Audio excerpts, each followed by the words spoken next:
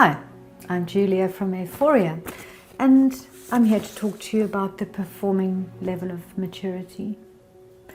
This is the last level of the conventional levels of maturity.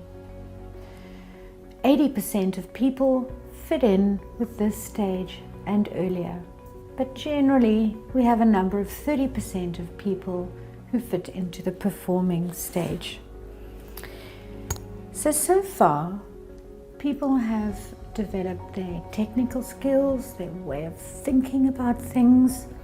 They've had their identity defined by the community that they come from, by the professional norms or the professional focus that they have. And now at the performing level, it's all about outcomes. How can I achieve the outcomes I want in the world? How can I impact on the world? So in order to impact on the world, we need to have both technical and relational interpersonal skills.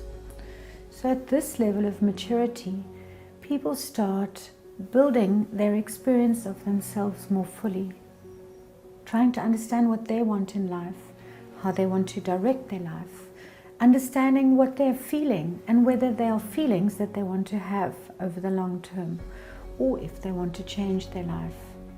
So we have a rapid development of people's relationship to themselves. Oh, I'm actually this person. Oh, I want to feel happy more often.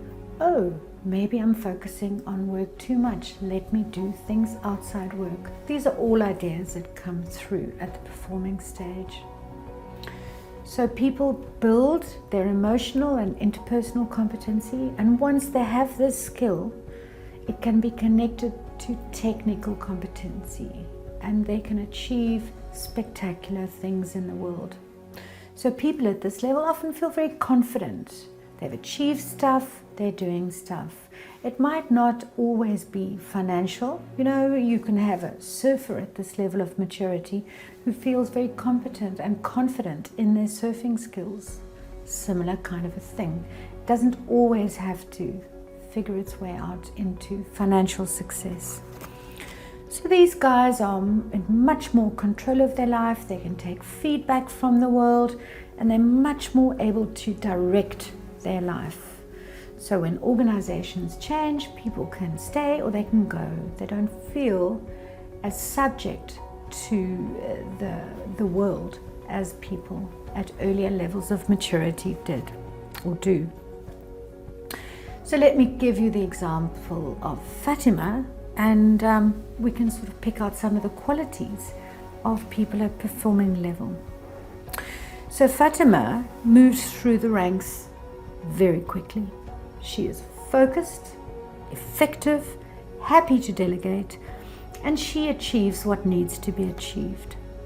As part of her education, Fatima read all of the management literature, did an MBA, and employed a coach who helped her identify and achieve her next goals.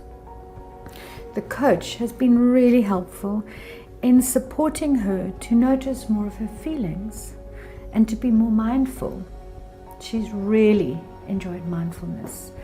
Fatima thinks it's helped her to be more calm and effective at work, and also a better parent.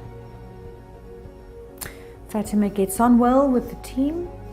She enjoys equal adult relationships in which everybody takes responsibility for themselves and is measured fairly on their contribution.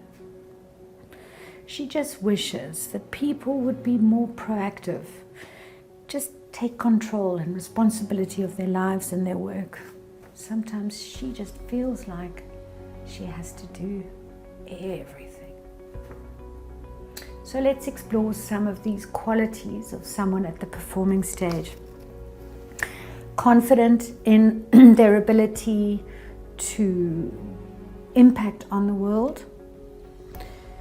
In this case, she's studied a bit, she's done a bit of coaching, she's developed her inner world, and she's learning how to manage her inner world. She's understood that her inner world impacts on her outer performance And so she's working with mindfulness so that she can be a better person at work and a better parent. Fatima is at a stage in her life where she takes responsibility for herself. Her competency means that she can add value to a number of people's lives. And maybe she helps people like a little bit too much because she feels the responsibility of being so competent in the world. She is looking after everybody in the family and in the business. And maybe she's even infantilizing them, doing their work, supporting them too much, not letting them go and be more independent. We call this infantilizing people. So maybe she's a little bit too controlling. Maybe she's not letting people kind of get out and do whatever. She doesn't necessarily see this. What she experiences is the sense of, oh, just wish someone would take responsibility for their own lives and not leave it up to me to sort everything. A lot of CEOs, a lot of leaders are at this level of maturity, a lot. And it's very useful because people at this stage are really capable of running organizations and of working with culture in organizations as well as the technical capabilities of the organization. So we want leaders at this level of maturity. They are still connected to conventional levels of success and still think fairly conventionally. So this is kind of like the pinnacle of conventional levels of success.